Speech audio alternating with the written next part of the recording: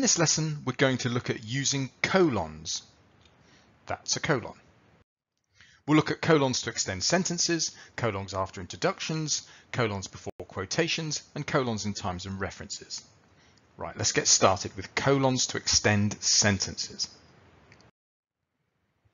So let's start with our first example. His success comes from his best attribute, determination. This is a correct example. There's our colon. So what's going on? Well, something to the left of the colon has to equal the text to the right. And here, his best attribute equals determination. So really, a colon's a lot like an equal sign. So his best attribute equals determination. But obviously in writing, you don't use an equal sign, you use a colon. Let's look at some more examples. He blames his divorce on one thing, beer. Well, there's our colon. This is a correct example. And there's our thing to the left. And that has to equal the text on the right. And it does. One thing equals beer. Remember, a colon is like an equal sign. Let's look at another example. By the fortune of God, we have three benefits: freedom of speech, freedom of thought, and the wisdom never to use either. So there's our colon. This is a correct example. So three benefits equals freedom of speech, freedom of thought, and the wisdom never to use either. Now, it doesn't have to be the text immediately to the left that equals everything to the right. Sometimes it can be further down the sentence. Look at this example. He knew what his wish would be, the ability to turn stones into gold. So there's our colon. It's a correct example, but this time it's his wish, which equals everything to the right. So his wish equals the ability to turn stones into gold. Here's a wrong example.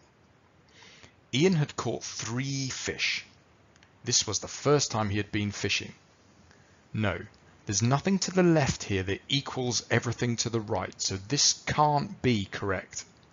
This is wrong. Let's end this section on a correct example. Now here's our first example, remember. His success comes from his best attribute. There's our colon. This is a correct example. And that's because something to the left of the colon equals the text to the right. So in this case, his best attribute equals determination.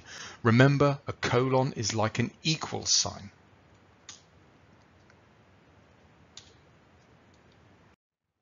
Okay, next let's look at colons after introductions. When colons are used after introductions, the wording to the left introduces the text on the right. So, the Victorian printing set is missing the following characters. There's our colon, the Q, R, K, and the question mark. Now, the sharp-eyed among you will have noticed that it's very similar to the first one, where we've got the following characters equals, and then what the following characters are. They can also be used to introduce bullet points, and it's a similar idea. So he voted for the following films. So there's our colon, and the following films equals those things there. So you can see there's a bit of consistency here. A colon is like an equal sign. That's the big takeaway. With bullet points, however, there's some leniency. You don't have to have something to the left of the colon equaling whatever is to the right. So here you can see he voted for, and then a colon, and then a list of things. This is okay with bullet points. You can't do this with a sentence though. So he voted for, and then a list of things. Now that would be acceptable in bullet points, but not when you write the sentence out in full. That is not a correct use of a colon, because remember, something to the left has to equal the text to the right. In fact, how you would write this is without a colon. So he voted for Jaws, The Princess Bride, and Shawshank Redemption. Remember, that one is wrong.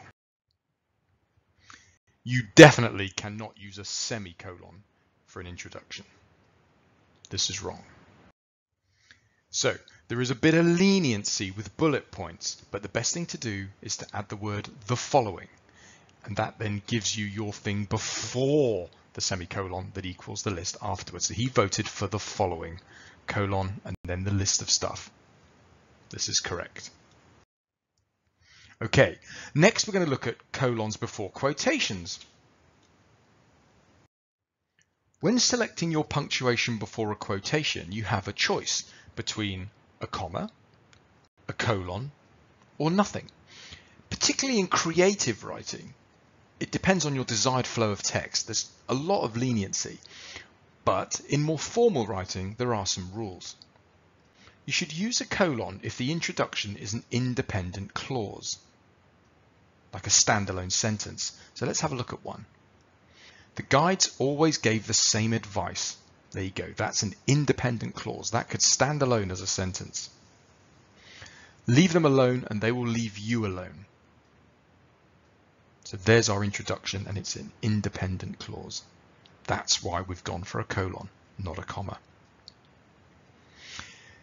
You can also use a colon if the quotation itself is an independent clause. The prisoner uttered, this time our introduction is not an independent clause, but the leave me alone bit is. So if anything, either side of the colon is an independent clause, then you can use a colon to introduce that quotation. The top one is far more common than the bottom one. The bottom one is even frowned upon, but you can get away with that, particularly if you want to start your quotation with a capital letter. Now, once again, the sharp-eyed among you will have noticed that the same advice equals the quotation. And this is why the top version is far more popular than the bottom version, because it means that something to the left equals the text to the right. And finally, we'll look at colons and times and references. So looking at the top one, how to get your own way, who's manipulating you. Here we've got a colon that's separating the title of a book from its subtitle. Second one, colons are also common in Bible references, and you will also see colons in times. In summary then, colons can be used to extend sentences. I believe in one thing, colon, hard work. Remember, a colon is like an equal sign. Colons can be used after introductions. And to make it like the top one, it's a good idea, good little trick, to put the words the following in. And that means you've got something to the left equaling the text to the right. Colons can be used before quotations, especially when your introduction is an independent clause. So here's his advice. That's an independent clause. Colon, don't do it. And colons can be used in times and references. So here you can see a colon being used in a time. That's all. Thanks for watching. Be sure to check out some of our other videos on grammarmonster.com. You'll also find us on Twitter and on Facebook.